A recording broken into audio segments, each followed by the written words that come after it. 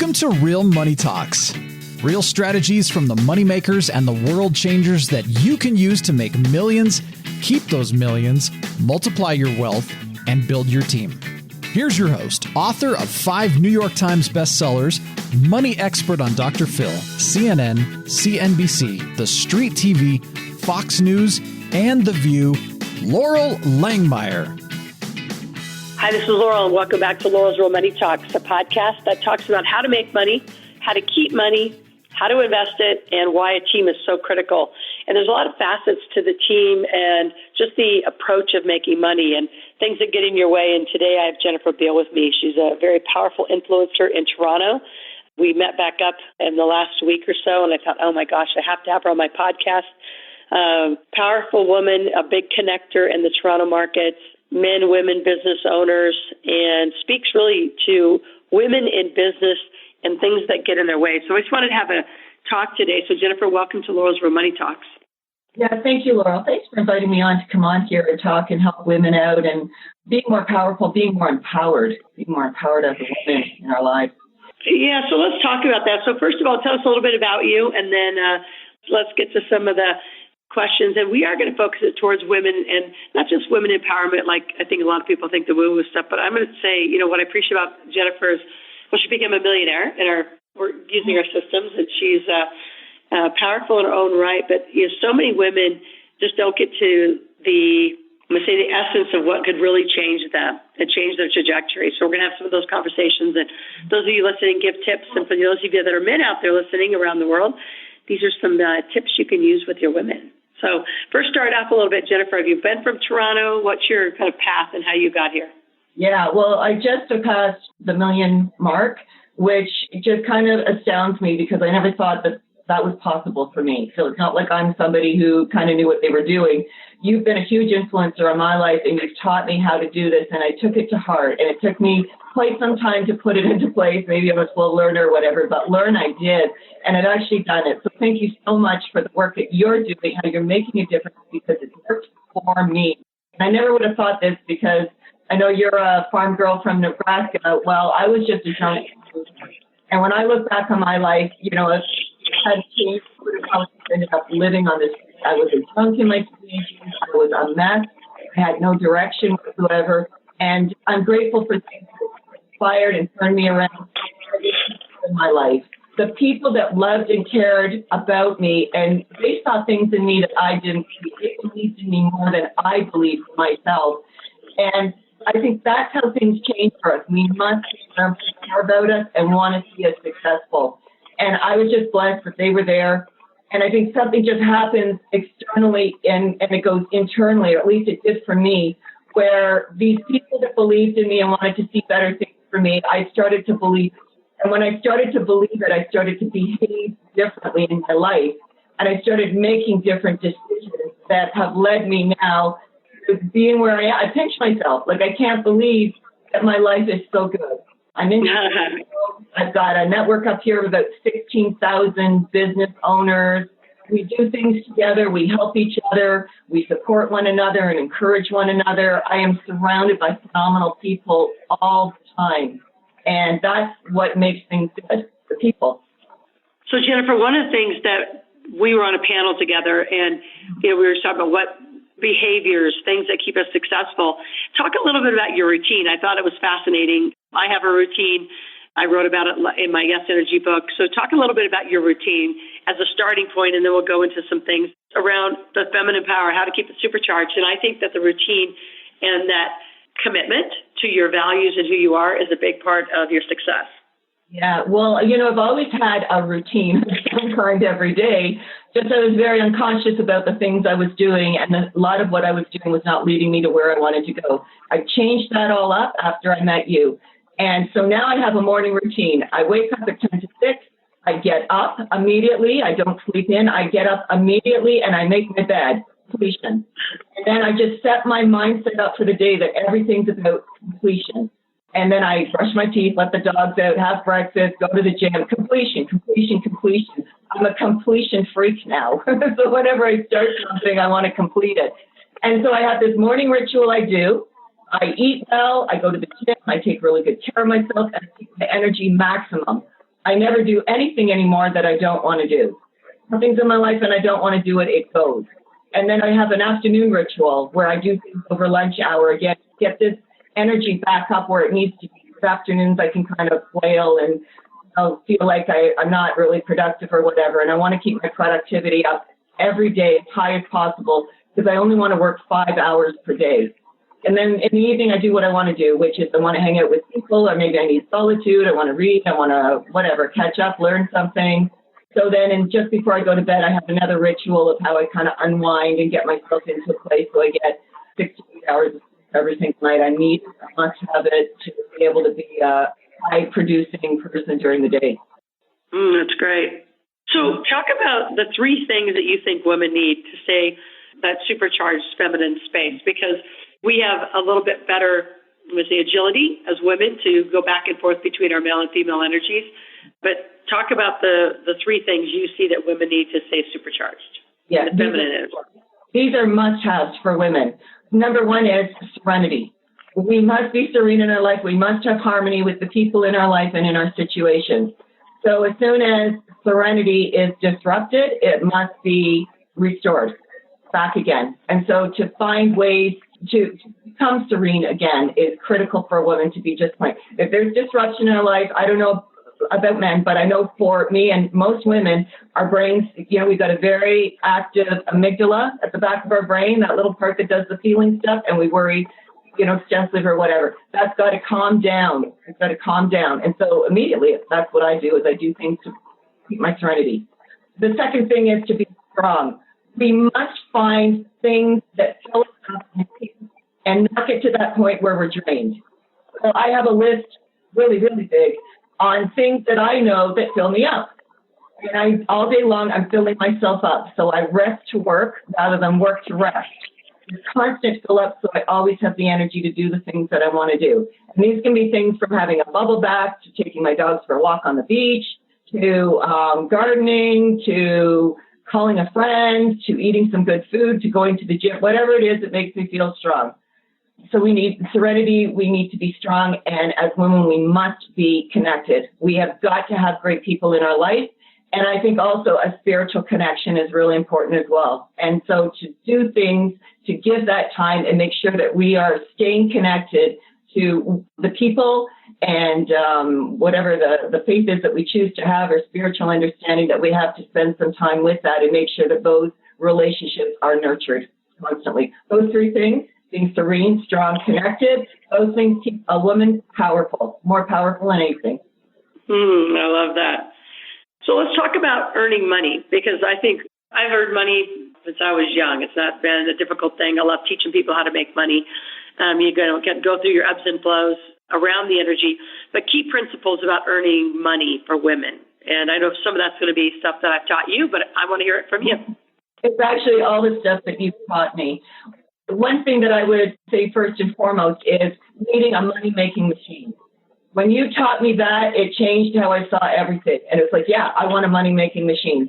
So I set out and I've got a money-making machine now. And this money-making machine has 7-figure potential to it, even though I'm not making 7 figures per year. It doesn't matter. I've learned that running a 6-figure business or a 7-figure business model is exactly the same as I expect. I'm just going to need to bring more people in. So that's number 1, would be having that money-making machine.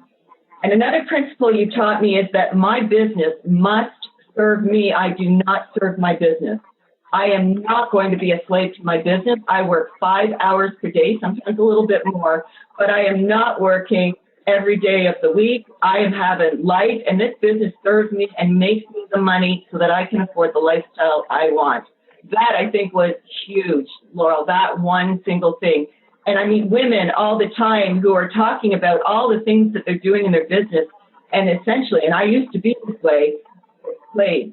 No, we need to be masters of our business, not slaves to our business. That's one of those principles absolutely integrated inside of me of making money. And then focus and productivity. In those 5 hours, I only focus on top-level things that make me the most amount of money.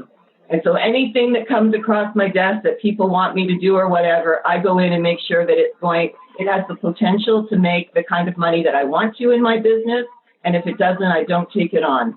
And I'm also now helping people so that we can make more money together if they're coming in with something that's a little bit too small. So those would be. And just speak to that a little bit as you're working with women, and now that you're a millionaire and doing it your way, right? Because it is a big difference. And you and I were just at that same seminar. We've been to many places, that are similar. And so many people are struggling, especially, I'm not going to say women, it's women and men below that 100,000 mark. What do you see in, now that you've crossed that chasm to the millionaire instead of the 100,000-aire, what would be some advice you'd give to those 100,000-aires that are standing out there going, damn, I can see it, but I can't get to it? I think what's really important is being really clear about what you want and how you want your life to live. So when I got that clarity, then all of a sudden I started being able to say no to things that wouldn't align with that. And so it becomes important to learn how to say no to opportunities, things that come along, unless they actually support the vision I have and what I want. And I think somebody else should do that as well, as that clarity. Be clear about what you want.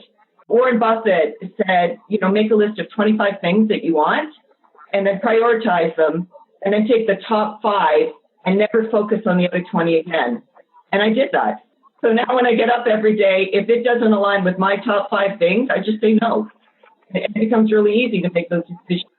And a second thing I think that maybe women are experiencing more than men are is being fragmented in their lives. They've got their business here, they've got their family here, they've got their community here, maybe their kids are in sports and they're pulled all over the place and they want to volunteer and then they want to go and socialize with people.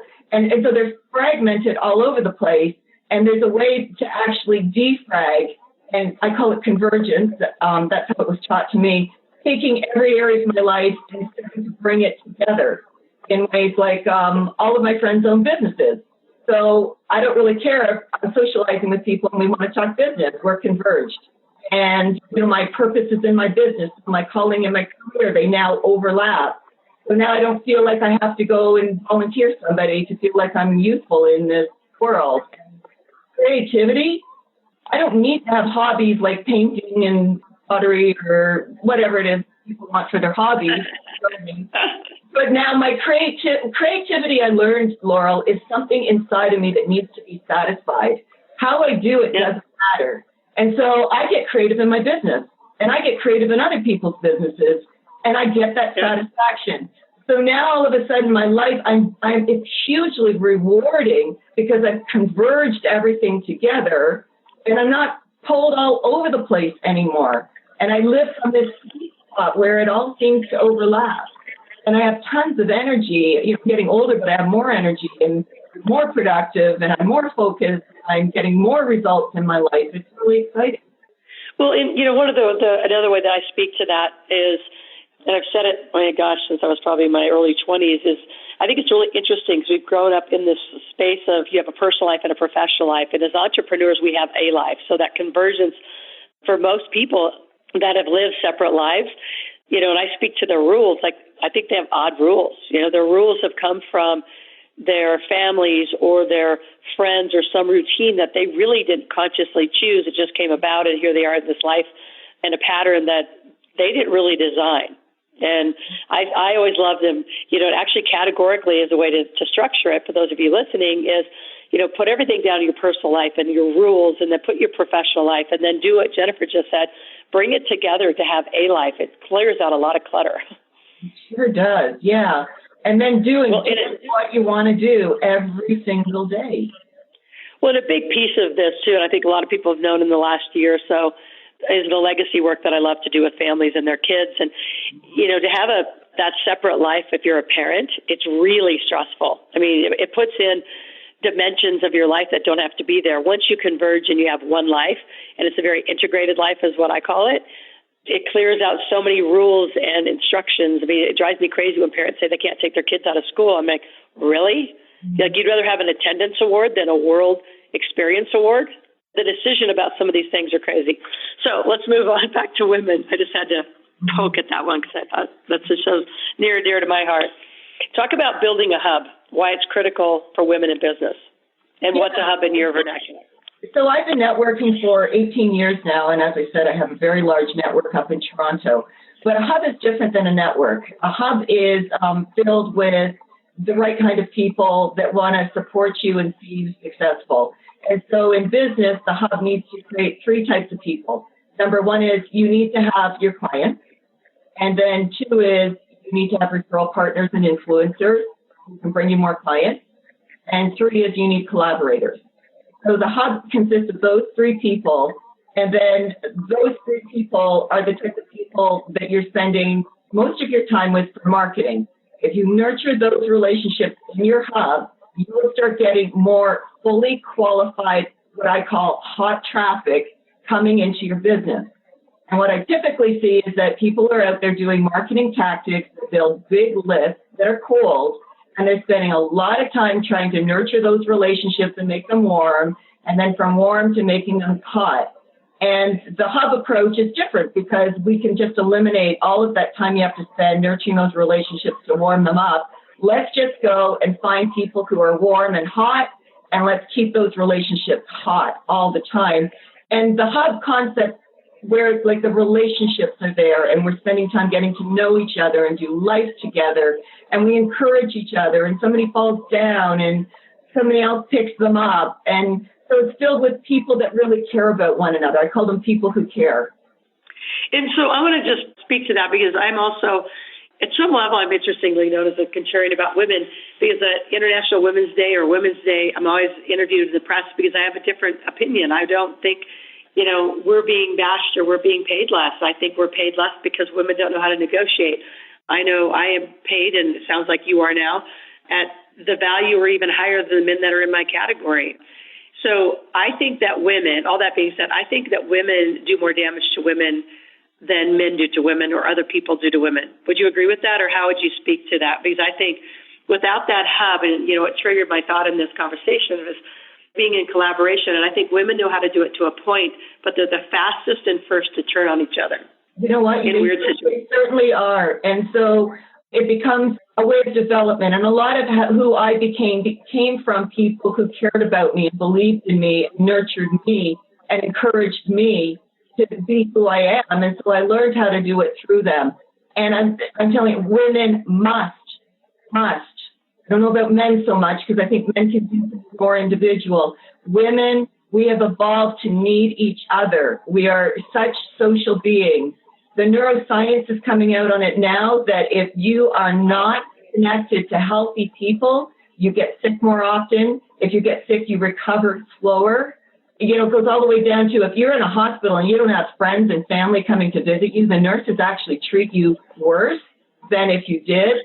Studies are done on this stuff, and it's because we need people. We are social beings. We can't do it alone. So women need to come together, and they need to help each other, and they need to find like-minded people that will do it. And when somebody comes along who wants to tear them down, they need to end that relationship, or they need to try and transform that person into seeing things can be different, to encourage one another and raise each other up. Our well-being depends on it. Overall, the science shows it.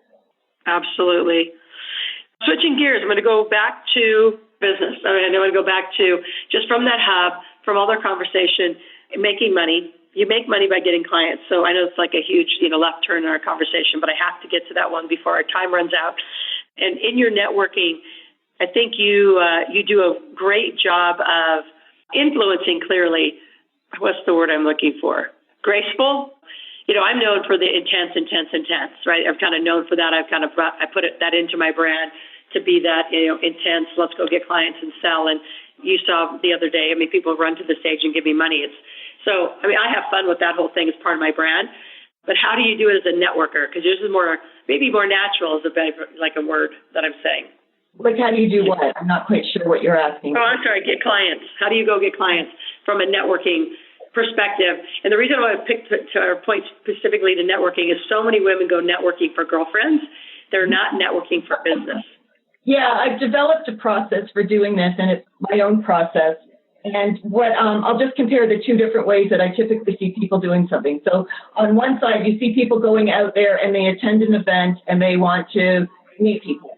And when I go to an event, and I find people. I'm not there to meet people. I'm there to find people and know specifically who I want to find.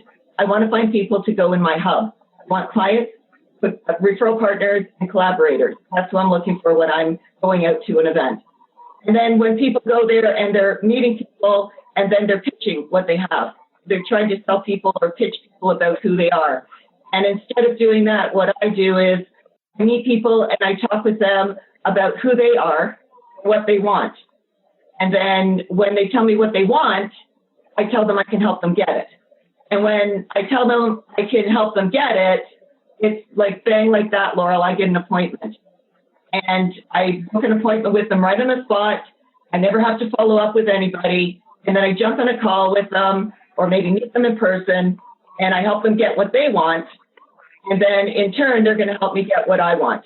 And that's how I do it. As opposed to this pitching and exchanging business cards and then chasing each other to book an appointment. And then you follow up. And there's some crazy to follow up 8 to 12 times now because everybody's doing that. I'm like, can we just cut the crap?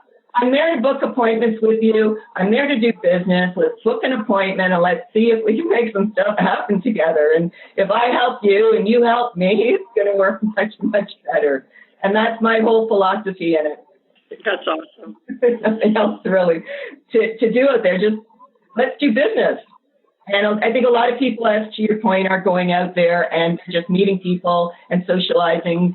And they're wondering, well, I think a lot of people are negative about networking, thinking it doesn't work. And yes, if you take that other approach, it doesn't work very well at all, if at all. And like I know, and I talked about it a lot, I was on stage the other day, is, I have a theme in the last few years. I said most people have ideas, they don't have deals, because I get pitched deals all the time. And it comes in the form of a damn good idea, maybe even a good idea, no business plan, no financial model. So when you're doing your networking, because I find that's where a lot of ideas lie, what are some strategies, techniques, things you can share with our listeners on how to start moving it towards that deal? I mean, without the follow-up, because you and I have a little bit different process. I'm the pursuer, probably a little more in that sales structure because I have a big team. How do you do that? How do you help craft the deal? And are you finding that you're the one having to craft the deal? Because I find 99% of the time, if I do business with somebody, I usually have to take the idea or the potential joint venture and take it to a deal, take it to paper, take it to the contractual details. Are you finding you do that, or what? Give some insight to how you do that. Yeah, well, I do have an entire process that needs to be followed to be able to do deals. So I think that would be one, that people need to have that process and learn it. But I think the other thing is one thing I'm really, really, really good at is zeroing in and fast, whether it's smoke or whether there's fire there. I'm looking for a fire. I'm looking for people who are on the ground, ready to go. We can make, like, if I bring you 5 people tomorrow, you can convert those people and do business with them. I'm not looking for people who have ideas and dreams. I got my own dreams. So, and I find, Laura, I find a lot of people out there are telling me what they're going to do instead of what they're going to do. I'm looking for now business. I'm looking for now, and I just ask a few questions to figure out, is it now or is it in the future? If it's in the future, I'll say to them, you're welcome to come back anytime you want when it's on the ground, ready to go, and we can make some money tomorrow or today. That's what I'm looking for. That's a good start for me anyway. And then we can go through the process and we can negotiate how it'll work and how the money will work and when we're going to do it and all of this. We can figure it out. But there's got to be something tangible there first. Absolutely. So last words. I mean, we're coming kind of up to the end. How do people reach you if they want to connect with you, if they're in the Toronto market? We'll be doing more and more. So those of you listening, stay tuned and watch for Jennifer Beale and myself. And on the podcast, just to be for me or a direct introduction to Jennifer, you can always go to AskLoral, AskLoral.com. Put in your name, your number, your information, make a request, ask a question, and my team is constantly in that inbox and making sure that things are moving along and you're getting what you're asking for. So, Jennifer, how would people reach you, and what would be your last words of wisdom to those listening? Okay, yeah, to reach me, if you want to get access into the Toronto business market, I'd be really happy to make some introductions for you, and it would start with a conversation. You go to jenniferbeale.com. That's my schedule. You just go in there and book a 15, 20-minute call with me, and we can talk about what your idea is and see if there's a fit. And if there is, I'd be happy to bring you into Toronto. So, Jennifer, I appreciate you being on. Last words of wisdom to our audience. Yeah. My encouragement for anybody listening is learn what a great person is and go out and seek some and get them in your life. You can never have too many of these people in your life. And great people are people that want to see you successful. They believe in you. They see who you are. They let you be who you really are. They care that you're going to be successful, and start building up a community, a hub of people that are like that around you. And you just watch how you skyrocket when you start doing that. They're affected so deeply by people, and you need great ones in them. And that's probably the best advice I could encourage anybody to start with. Awesome. Jennifer, I appreciate you being on. One of many times we'll be back in connection, and our audience will be hearing from you. So thanks for being on today. Laurel, thank you so much. Thank you so much, one, for having me as a guest, but thank you so much for being in my life. Thank you for the work that you're doing for other people. You are making a significant difference, and I really appreciate you. Thank you. Thank you. And those of you listening, stay tuned. We are a weekly podcast, comes out the end of every week. Download Laurel's Real Money Talks. If you're enjoying any of our series, pass it on to your friends who can download on any of the app stores, iTunes, and more and more coming. My goal, I'm just going to put it out loud on my podcast so other podcasters are listening. I want this to be broadcast to radio shows this year because I think we have a lot of lives to change. So stay tuned. Stay tuned for more on Laurel's Real Money Talks. Coming up soon in the podcast will be more of a legacy series, a co-author of a multi-millionaire who's also in our community, retired naval officer, cool, amazing guy. Cal Beckman will be on. Another gentleman, Rod Myers, will be on, who runs EB5 centers here in the United States and how international money can come into the United States. So a lot of amazing broadcasts coming up. So stay tuned and pass it on to your friends. Talk soon.